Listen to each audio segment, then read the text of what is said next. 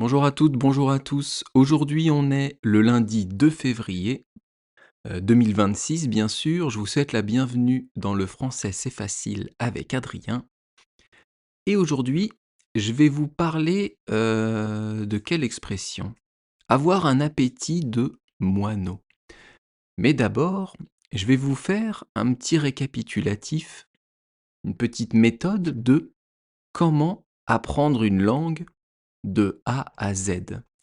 Comment faire pour apprendre une langue efficacement en partant de zéro pour arriver à bien comprendre et bien parler. Pourquoi je vous parle de ça aujourd'hui? D'abord parce que, évidemment, ce podcast est fait pour apprendre les langues, pour que vous puissiez acquérir du vocabulaire, entendre des sujets divers, mais aussi parce que j'ai eu mes résultats d'examen de japonais. Et bonne nouvelle, je suis très content parce que j'ai eu mon JLPT N3. J'ai réussi mon troisième niveau d'examen de japonais et je suis très content.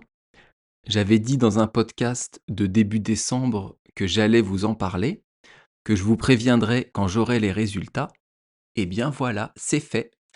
Maintenant, il ne me reste plus que deux niveaux, le N2 et le N1, qui sont beaucoup, beaucoup plus durs.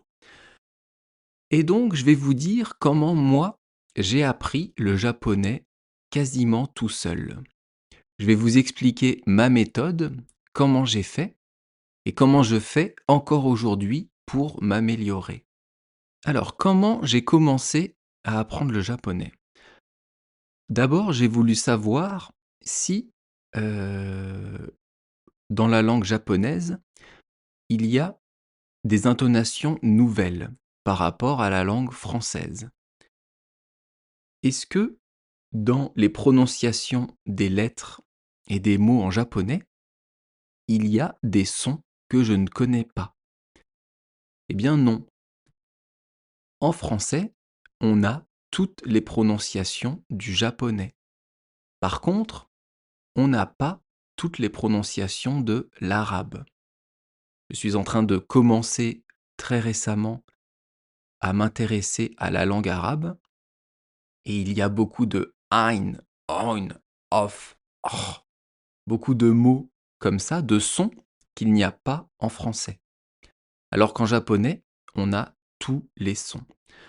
Donc ce qui est important, c'est de bien travailler son oreille, de bien écouter les lettres, bien écouter les sons, bien écouter les prononciations des mots pour faire la différence entre un son et un autre. Pourquoi c'est important de faire ça au début? Parce que si vous ne faites pas ça, vous allez confondre des sons et ce sera très dur après de corriger. En ce moment, sur mon podcast pour les débutants, je suis en train de détailler tous les sons en français. Par exemple, le son on, le son en et le son un, ce sont des sons en français qui se ressemblent, mais ce ne sont pas les mêmes. Donc, si vous voulez commencer une langue aujourd'hui, ou ma méthode plutôt pour apprendre une langue, c'est d'abord de reconnaître les sons, d'entendre des mots, d'entendre les lettres, la prononciation des lettres, et d'arriver à reconnaître les lettres et arriver à les, comment dire, à les prononcer. Alors, comment on fait ça? Je vous dis, moi, ce que je fais pour l'arabe en ce moment et ce que j'ai fait avant pour le japonais. J'utilise beaucoup l'application Anki. Sur internet, vous pouvez trouver cette application gratuite, ANKI, et vous pouvez télécharger aussi gratuitement ce qu'on appelle des decks. Des decks, ce sont des paquets de cartes, des paquets de cartes mémoire que vous allez télécharger Et Anki, après, va vous poser des questions sur ce deck. Là, récemment, j'ai téléchargé un deck avec l'alphabet arabe. Donc, au recto de l'image, il y a une lettre arabe et au verso, il y a l'écriture française, entre guillemets, et surtout la prononciation du mot. Donc, quand vous lancez l'application Anki, vous allez voir une lettre peut-être que vous ne connaissez pas. Vous allez taper sur réponse et ça va vous donner la prononciation. Si vous connaissez déjà la lettre, Anki, l'application, va vous redemander plusieurs minutes ou plusieurs jours plus tard. Et c'est comme ça que j'ai commencé à apprendre le japonais, et c'est comme ça que je commence à apprendre l'arabe. Et en parallèle, qu'est-ce que j'ai fait? Eh bien, j'ai écouté beaucoup de podcasts pour débutants. Il faut vraiment, au début, et même après, beaucoup écouter. Même si on ne comprend pas, même si on ne comprend que 1, 2, 5, 10% du podcast, c'est important d'écouter. Pourquoi? Pour que le cerveau s'habitue au rythme, s'habitue à la prononciation, s'habitue à la façon de parler, la façon de créer les sons. Et vous allez voir qu'au fur et à mesure, vous allez commencer à comprendre de mieux en mieux. Donc ce qui est important pour moi au début, quand on commence à apprendre une langue, c'est les prononciations des sons, l'alphabet, et si 2 lettres font un autre son, il faut apprendre ça aussi. Je vous parlais du an, du on et du un en français. An, ça peut être A-N, E-N. On, ça peut être O-N, même parfois O-M. Un, ça peut être I-N, I-M, U-N. Donc tout ça, ce sont des sons à connaître, à savoir distinguer, et surtout, après, à savoir prononcer. Encore plus si dans votre langue, ces sons n'existent pas. Comme je vous disais, j'ai commencé l'arabe. La première lettre de l'alphabet, c'est Alif. En français, ça n'existe pas. Mais Lif, ça ressemble un peu au E accent grave et L-I-F. Donc les prononciations, on les a en français. Par contre, après, il y a bé, té, fait. Le fait, il se fait avec la langue entre les dents. Et ce fait, dans la langue arabe, on ne l'a pas en français. Quand on prononce c'est en français, la langue n'est pas entre les dents. Donc c'est important de savoir toutes ces différences, de comprendre ces différences entre votre langue et la langue que vous voulez apprendre, j'espère le français, avant de se plonger dans autre chose. Donc après, on fait quoi? Une fois que vous connaissez les sons, une fois que vous avez commencé à écouter des podcasts en français, c'est bien d'essayer, ou plutôt c'est bien d'étudier un tout petit peu la grammaire. Pas beaucoup au début, juste pour comprendre comment se forme une phrase. En français, la base d'une phrase, une phrase de base plutôt, c'est sujet, verbe, complément. Exemple, je mange une pomme. Je, sujet, mange, c'est le verbe, une pomme, c'est le complément. Donc ça, c'est la grammaire de base qu'il faut connaître au début pour comprendre comment se forme une phrase et pour que votre cerveau arrive à mieux comprendre les podcasts que vous écoutez. Et ensuite, au fil des semaines, au fil des mois, vous pouvez apprendre de nouvelles règles de grammaire. Comment j'ai fait moi pour le japonais? J'ai pris la liste des grammaires des règles de grammaire, pardon, demandées pour le premier niveau du japonais, pour le JLPT N5. Il y a des listes toutes faites avec les règles de grammaire qu'il faut connaître. Et donc j'ai pris des feuilles Bristol, des feuilles un peu cartonnées, et j'ai commencé à étudier la grammaire. Mais je continuerai à vous parler de tout ça demain. Demain, je vous ferai, pardon, une deuxième partie sur comment continuer à apprendre une langue. À partir du moment où vous avez compris l'alphabet, vous avez réussi à distinguer des sons, à partir du moment où vous avez commencé à écouter des podcasts en français pour débutants, qu'est-ce qu'on fait ensuite? Eh bien, je vous parle de tout ça demain. Il y a encore plein de choses à dire, plein de choses à voir, afin de bien apprendre une langue. Mais tout de suite, on passe à l'expression du jour. Et aujourd'hui, c'est avoir un appétit de moineau. Alors, dans cette phrase, le premier mot, c'est avoir. Avoir, je vous en ai déjà parlé plusieurs fois, c'est un verbe ou alors un auxiliaire pour les temps composés, et je vais vous le conjuguer au conditionnel. Ça va me permettre de vous refaire un petit point sur c'est quoi le conditionnel et à quel moment on l'utilise. Alors, le verbe avoir au conditionnel, ça donne j'aurais, tu aurais, il aurait, nous aurions, vous auriez et ils auraient. Après, il existe aussi un conditionnel passé, mais c'est pas ça le sujet du jour. Donc ça, c'est le conditionnel du verbe avoir. C'est donc le temps de la condition. À quoi ça sert le conditionnel? Eh bien, ça sert à plusieurs choses. La première chose, c'est, comme son nom l'indique, pour exprimer une condition, une hypothèse. Et ça se forme avec si plus un temps à l'imparfait et après le conditionnel. Je vous répète, si plus imparfait et en deuxième partie de phrase, conditionnel. Souvent, quand on a le mot si dans une phrase, c'est que c'est une condition, une hypothèse. Je vous donne deux exemples.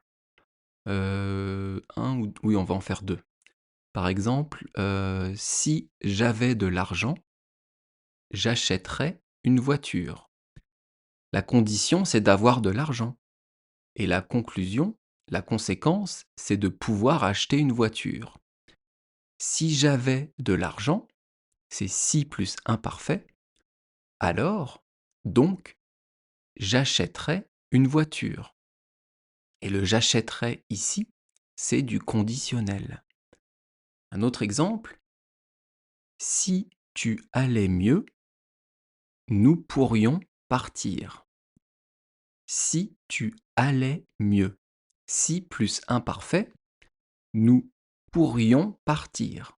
Pourrions, c'est le conditionnel du verbe pouvoir.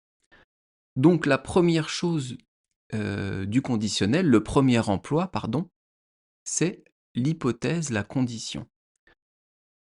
Ensuite, deuxième emploi, c'est pour exprimer la politesse.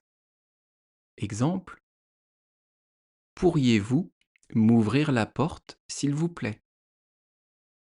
Pourriez-vous m'ouvrir la porte, s'il vous plaît? Pourriez, c'est le conditionnel encore du verbe pouvoir. Donc en fait, vous demandez quelque chose poliment, sous une forme de politesse. Là, vous demandez quelque chose poliment, donc on utilise le conditionnel. On pourrait dire pouvez-vous m'ouvrir la porte, s'il vous plaît? C'est du présent, ça marche tout à fait, mais pourriez-vous, c'est encore plus poli. Et enfin, troisième utilisation du conditionnel, c'est pour un souhait, quelque chose que vous voudriez faire. Exemple, J'aimerais partir en voyage. J'aimerais, ici, c'est le conditionnel du verbe aimer et à la première personne du singulier. On peut dire aussi, je sais pas, nous voudrions moins travailler. C'est un souhait.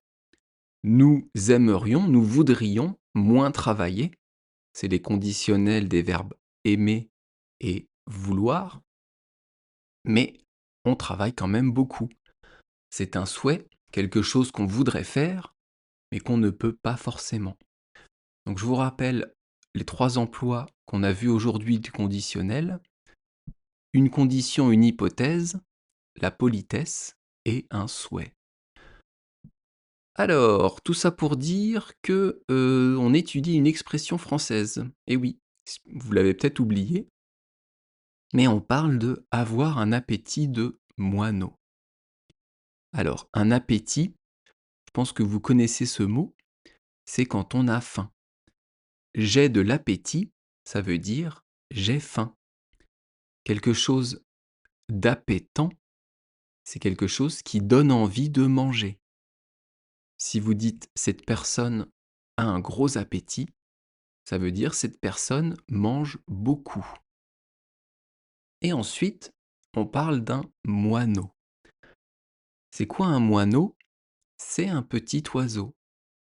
C'est un petit oiseau tout mignon et qui est d'ailleurs en train de, peut-être pas disparaître, mais la population des moineaux diminue.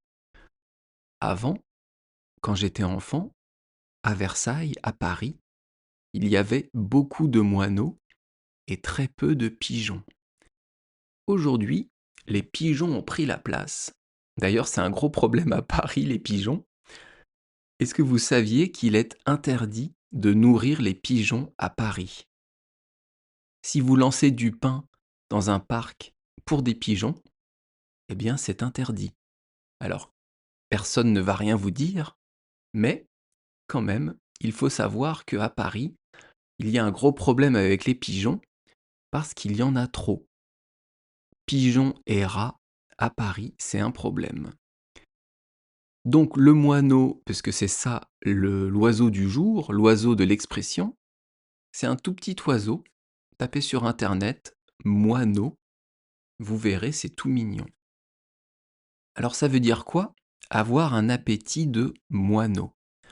Mais je pense que vous pouvez le comprendre avec l'image du podcast et avec ce que je viens de vous raconter. Je vous ai dit avant, avoir un gros appétit, c'est manger beaucoup. Le moineau, c'est un petit oiseau, donc c'est comme si on disait avoir un petit appétit. Donc ne manger que très peu, pas beaucoup manger. Manger un tout petit peu et après, hop, j'ai plus faim. Eh bien là, je pourrais dire j'ai un appétit de moineau. Donc c'est une expression à utiliser quand quelqu'un ne mange pas beaucoup. Imaginez, vous invitez quelqu'un au restaurant, peut-être pour un rendez-vous galant, pour un date comme on dit, avec un homme, avec une femme, et la personne mange très très peu. Vous, vous êtes en train de vous goinfrer, et l'autre en face ne mange que très peu. Vous pourrez lui dire, dis donc, t'as un appétit de moineau. Et à l'inverse, quelqu'un qui mange beaucoup, on dit un appétit d'ogre. Et peut-être que je vous parlerai de cette expression une autre fois. Alors, pourquoi on dit ça? On dit ça parce que les moineaux sont de tout petits oiseaux, pardon. Mais en fait, c'est faux. Les moineaux mangent beaucoup. Les oiseaux en général, comparés à leur poids, mangent énormément. Donc on dit avoir un appétit de moineau pour quelqu'un qui ne mange pas beaucoup, alors qu'en fait c'est faux. Les moineaux, les oiseaux en général, mangent beaucoup par rapport à leur poids. Donc ça, c'est une vue de l'esprit. Les oiseaux sont voraces. Les oiseaux mangent énormément. Est-ce que vous avez compris? J'espère que oui. En anglais, c'est la même chose. On dit manger comme un oiseau. To eat like a bird. Donc c'est à peu près la même expression qu'en français, sauf que nous, en français, on a utilisé une espèce d'oiseau spécifique. Si vous voulez approfondir un peu tout ça, vous pouvez vous abonner à mon site Patreon et vous aurez accès aux transcriptions des épisodes et à des podcasts exclusifs. D'ailleurs, merci beaucoup à tous mes abonnés sur Patreon. Demain, on fera une nouvelle expression française qui est du jus de chaussette. Est-ce que vous connaissez cette expression? J'espère que non, parce que je vais vous en parler demain. Et on continuera donc sur mes conseils pour bien apprendre une langue, pour que le temps passé à apprendre soit efficace.